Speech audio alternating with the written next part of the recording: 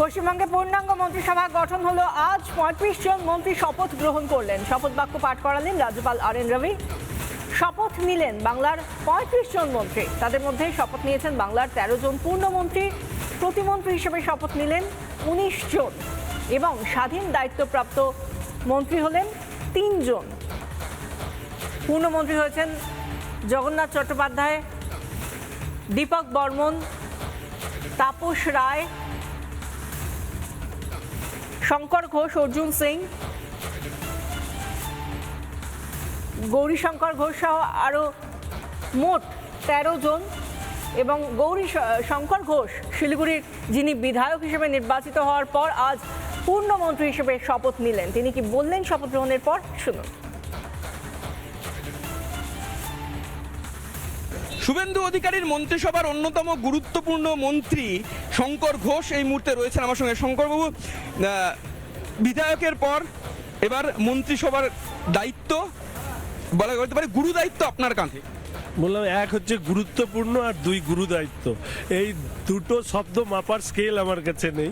এটা ঠিক, আমি মাননীয় মুখ্যমন্ত্রীর মন্ত্রিসভায় আছি, যে দায়িত্ব দেওয়া হবে পালন করব। দীর্ঘদিন রাজনীতি করি, ফলে সফলতা, ব্যর্থতা, বিরোধী থাকা, সরকারে আসা, ব্যক্তি মানুষ হিসেবে আমাকে খুব যে আলোড়িত করে তা নয়। আমি বরঞ্চ এটা ভাবি, যাদের জন্য আমরা এখানে, তাদেরকে কিভাবে আমরা তাদের প্রতিদানকে কিভাবে ব্যক্তি মানুষ হিসাবে ফিরিয়ে দেওয়া যায়, দল হিসাবে ফিরিয়ে দেওয়া যায়। শুনুন, এই যে আজকে এখানে আমরা দাঁড়িয়ে আছি না, কিন্তু আমাদের এখানে দাঁড় করাতে গিয়ে অসংখ্য বিজেপির কার্যকর্তা প্রাণ দিয়েছে। ৩২১ জন শ্রমিকদা, শুভেন্দুদা বলছিলেন। এর ভাবা যায় 2021-এর ২রা মের রেজাল্টের পর যা দেখেছি, 2026-এর যখন ৩রা মে মানে ৪ঠা মে যখন কাউন্টিংয়ের আগে বাড়িতে যখন পৌঁছেছি, আমার শুধু একটাই আতঙ্ক ছিল, যদি সরকার তৈরি না হয় তাহলে আবার শত শত লাশ পড়ে যাবে। বলে সরকার হয়েছে, সরকারের প্রতি মানুষ ভোট দিয়ে জিতিয়েছে, আশীর্বাদ করেছে। সরকারের দায়িত্ব সেটা পূর্ণ করা। শুভেন্দুদা, শ্রমিকদার নেতৃত্বে মাননীয় প্রধানমন্ত্রী নরেন্দ্র মোদী মহাশয়, আমাদের মাননীয় স্বরাষ্ট্রমন্ত্রী অমিত শাহ মহাশয় এবং আমাদের সর্বভারতীয় সভাপতি নীতিন নবীনের নির্দেশিত পথেই আমরা মানুষের প্রত্যাশা, পশ্চিমবঙ্গের মানুষের সবথেকে বড় প্রত্যাশা হচ্ছে পশ্চিমবঙ্গের রুচি ফিরুক, শিক্ষা সংস্কৃতি সেটা ফিরুক। তার জন্য আমরা কাজ করব এবং আমি মনে করি মানুষই অভিভাবক, ফলে মানুষের অভিভাবকতেই আমরা কাজ করব।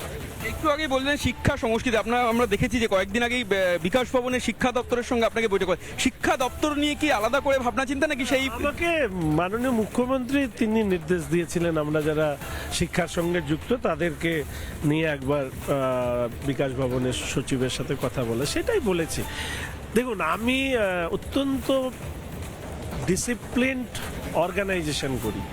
আমাকে আমার দল যা নির্দেশ দেয়, আমাকে আমার মুখ্যমন্ত্রী যা নির্দেশ দেয়, ওইটুকুর মধ্যেই আমি কাজ করি। আমার যদি কোনো ভাবনা থাকে সেটা দলে বা মুখ্যমন্ত্রীকে বলি।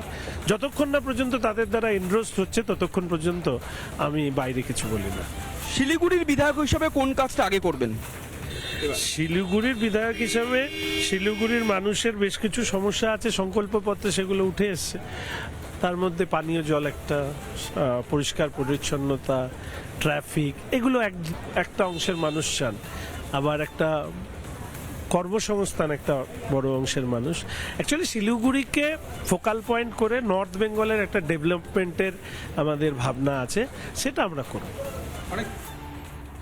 নানা ধরনের কন্টেন্ট দেখার জন্য লাইক করুন, শেয়ার করুন আমাদের ফেসবুক পেজ, সাবস্ক্রাইব করুন আমাদের ইউটিউব চ্যানেল।